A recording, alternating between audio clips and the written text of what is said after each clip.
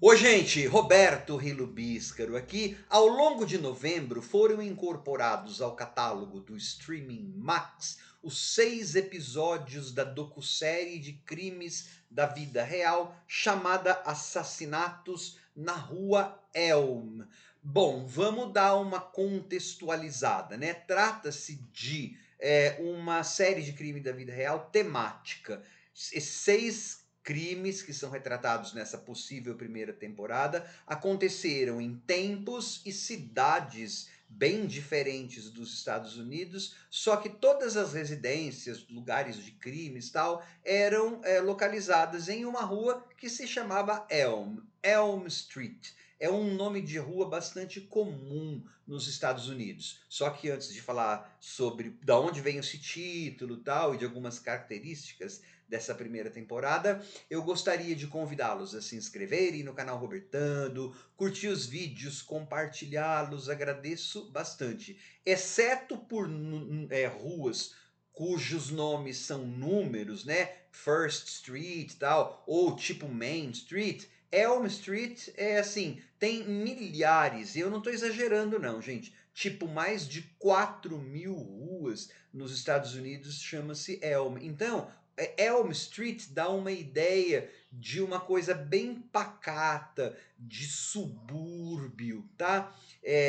Bem comum, assim. Então, algo do tipo, puxa, olha como coisas horríveis acontecem, mesmo nesses lugares tão suburbanos, mesmo nesses lugares são tão familiares. Não é à toa que aí vamos para mais uma coisa, né? Que lá o Fred Krueger, os filmes da Hora do Pesadelo, o título original daquilo lá é Nightmare on Elm Street, a casa lá do Fred Krueger, tudo, fica num desses subúrbios ou numa dessas ruas suburbanas que se chamam Elm Street. E você quer coisa mais, assim, corruptora da juventude ou da inocência do que a personagem do Freddy Krueger? E sabe onde o nome da rua em que o presidente John F. Kennedy foi assassinado lá na cidade de Dallas?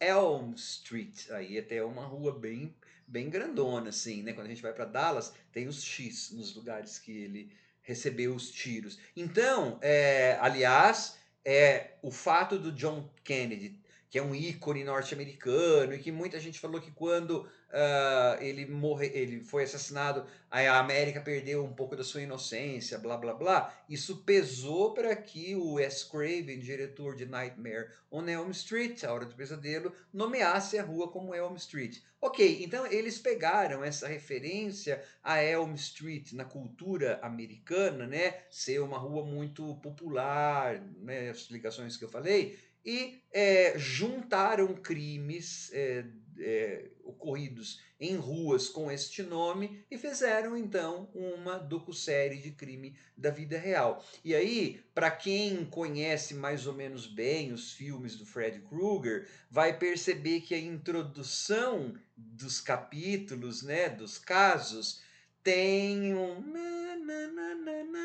que é tipo a nursery rhyme, porque o Freddy Krueger tem uma musiquinha infantil que é tocada em vários dos filmes quando ele aparece. Você percebe que tem uma referência sonora ao universo dos filmes, né? Para ligar com Elm Street. Por isso que em inglês The Real Murders, em inglês chama os assassinatos reais de Elm Street. Tá super ligado com o filme, os filmes do Freddy Krueger, né? E aí então você vai ter, tirando isso, né? Na verdade, o que? Isso é uma desculpa. Isso é para juntar crimes horripilantes que aconteceram nesses lugares. Os episódios duram 40 minutos por aí. Então, e tem algumas histórias que são bastante complexas. Tem uma, por exemplo, que envolve uma espécie de culto. Então, teria sido interessante, nesse caso,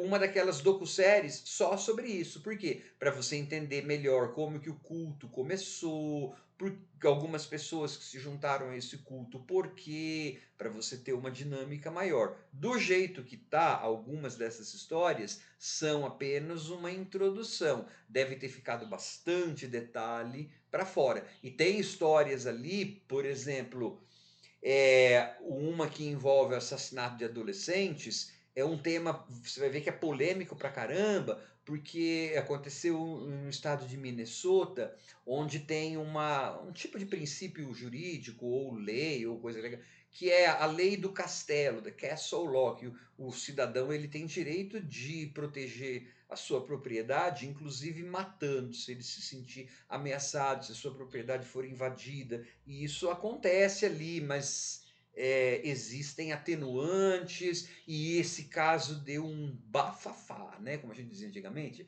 deu um maior BO no estado lá em Minnesota, acho que virou até tema nacional nos Estados Unidos, porque algumas pessoas ficaram do lado do tiozinho, do velhão lá que matou, né? Porque falou, mas os adolescentes invadiram a terra dele, como que ele ia saber que não ia acontecer nada? Outros já, né? Aí, nesse episódio, que são 40 minutos, tá na cara o lado que os documentaristas tomaram, tá? Então é assim, ela é uma daquelas séries que você vai ver, minisséries que você vai vendo, não tem encadeamento, né? Então dá para ver tranquilamente depois o 4, 5, mas também não vejo por que motivo você ficar pulando ou aí aleatoriamente, né? Mais fácil para gente dar, o streaming já automaticamente te para onde você parou de assistir. A produção, tudo bem, é boa para esse tipo de série, é padrão, não é nada maravilhoso, e eles não ficam, na maior parte do tempo, querendo colocar coisa sobrenatural, assim, como se os assassinatos em ruas chamada Elm Street fossem uma coisa do outro mundo, ou tipo uma maldição de quem mora em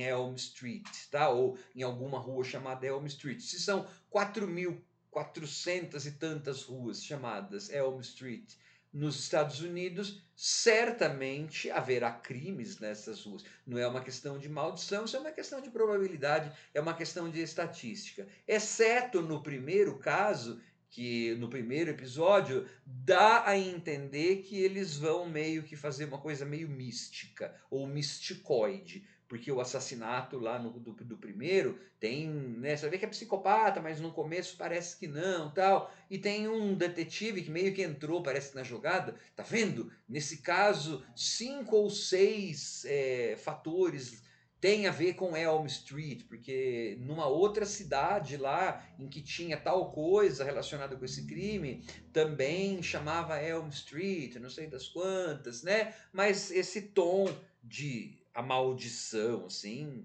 passa. E aí os outros crimes, você vai ter, né, aquele crime que poderia ter sido evitado se um outro crime tivesse sido punido. Enfim, gente, é uma série de true crime, né? Com coisas, episódios independentes que poderiam, em alguns casos, ter sido mais aprofundados, porque a gente sabe que teria mais coisa para discutir, dentro do ritual de lo habitual desse tipo de produção de true crime, tá? Para quem gosta de true crime, eu não vejo como não gostar disso. Agora, quem é fã de Hora do Pesadelo, tal, de Nightmare on Elm Street, não, exceto por essa pequena pista musical, né, do começo, não tem nada, né, não vai ter alguém fantasiado de Fred Krueger dando introdução